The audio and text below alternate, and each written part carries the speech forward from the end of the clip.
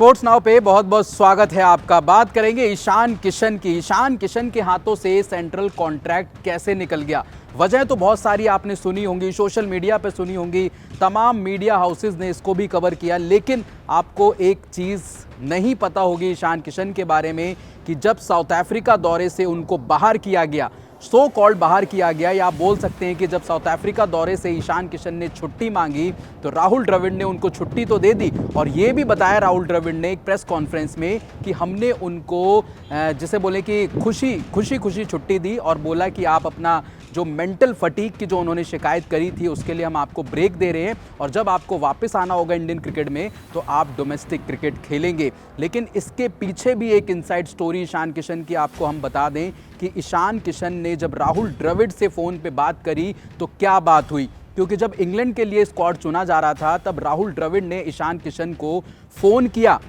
और बोला कि हम आपको इस सीरीज़ के लिए देख रहे हैं, लेकिन ईशान किशन ने सीधा फ़ोन पे मना कर दिया और बोला कि मुझे वो जो तकलीफ़ थी बैटिंग में शॉर्ट बॉल की, मैं उस पर काम कर रहा हूँ बड़ौदा में एक एकेडमी में।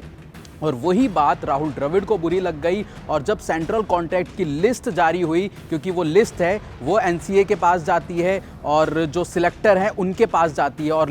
जो जब सिलेक्टर्स के पास वो लिस्ट गई तो उसमें ईशान किशन के नाम के आगे लिखा हुआ था नॉट अवेलेबल, यानी कि ईशान किशन ने अपने आप को नॉट अवेलेबल बताया, और जिसकी वजह से उनका जो सेंट्रल कॉन्ट्रैक्ट था वो रद्द हो गया, और श्रेयस अय्यर का भी सेंट्रल कॉन्ट्रैक्ट उसमें चला गया, क्योंकि दोनों के लिए शिकायत ये थी कि वो दोनों डोमेस्टिक क्रिकेट के लिए अवेलेबल नहीं है। लेकिन हम एक एक करके इस पॉइंट को आगे रखेंगे कि इसकी पूरी वजह क्या है, इसकी पूरी चेन क्या है, ये हम आपको बताते हैं। क्योंकि ईशान किशन पिछले 1-1.5 साल से आप देखें कि इंडियन टीम के साथ लगातार ट्रैवल कर रहे थे, जो भी किसी भी प्लेयर को इंजरी होती थी या कोई अवेलेबल नहीं होता तो ईशान किशन उनकी जगह पे खेलते थे, चाहे वो टॉप ऑर्डर हो, चाहे वो मिडल ऑर्डर हो, या फिर लोअर मिडल ऑर्डर हो। अब बात करते हैं कि जब साउथ अफ्रीका दौरे के लिए टीम चुनी गई तो उसमें टेस्ट स्क्वाड में ईशान किशन का भी नाम था, और टेस्ट स्क्वाड से पहले जो T20 सीरीज खेली थी उसमें ईशान किशन को मुकाबले मिले थे, लेकिन जितेश शर्मा को भी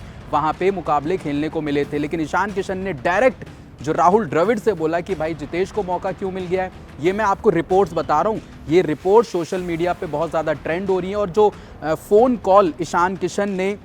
राहुल द्रविड़ को किया, या फिर आप कह लीजिए राहुल द्रविड़ ने ईशान किशन को किया, उसमें क्या क्या बातें लीक की गई, या ये जो ईशान किशन ने राहुल द्रविड़ को बोला या राहुल द्रविड़ ने जो ईशान किशन को बोला, वो मैं आपको बता रहा हूँ। क्योंकि जब साउथ अफ्रीका दौरे से आपको पता है कि ईशान किशन को ब्रेक दे दिया गया, और उसके बाद जो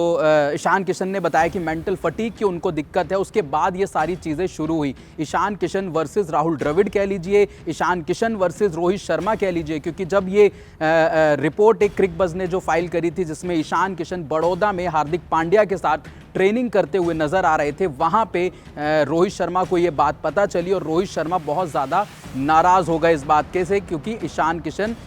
हार्दिक पांड्या के साथ ट्रेनिंग कर रहे हैं। अब ईशान किशन के मन में ये गलतफहमी थी कि भाई हार्दिक पांड्या तो मुंबई इंडियंस के कैप्टन है, और उसके बाद वो वर्ल्ड कप में भी टीम इंडिया के कैप्टन बनेंगे। लेकिन बीसीसीआई के सेक्रेटरी साहब जय शाह ने एक फंक्शन में ये अनाउंस कर दिया कि रोहित शर्मा ही T20 वर्ल्ड कप के लिए आपके कप्तान होंगे, और हार्दिक पांड्या आपके उप कप्तान होंगे, यानी कि वहां से पत्ता हार्दिक पांड्या का कट गया, और जिसकी वजह से ईशान किशन को लेने के देने पड़ गए। और ये वाला जो डिसीजन था, जो कॉल पे उन्होंने राहुल द्रविड़ को कहा, जब इंग्लैंड के लिए स्क्वाड चुना जा रहा था, कॉल पे राहुल द्रविड़ को बोला कि राहुल द्रविड़ साहब, मेरे को जो शॉर्ट बॉल की दिक्कत आपने बताई थी मैं उस पर यहाँ पे काम कर रहा हूँ, यानी कि उन्होंने एक टोन कसा, राहुल द्रविड़ को एक टोन कसा, और वो बात कहीं ना कहीं राहुल द्रविड़ को चुभ गई, टीम मैनेजमेंट को चुभ गई, और जब सिलेक्टर्स के पास सेंट्रल कॉन्ट्रैक्ट की लिस्ट गई तो वहाँ पे लिखा हुआ था ईशान किशन के आगे नॉट अवेलेबल। तो ये सारा माजरा था, इसकी वजह से ईशान किशन का जो सेंट्रल कॉन्ट्रैक्ट है वो रद्द हो गया, और जब उनको डोमेस्टिक क्रिकेट के लिए बोला गया तब भी उन्होंने डोमेस्टिक क्रिकेट नहीं खेला। फिलहाल इस वीडियो में इतना ही। देखने के लिए बहुत बहुत शुक्रिया। जय हिंद, जय भारत।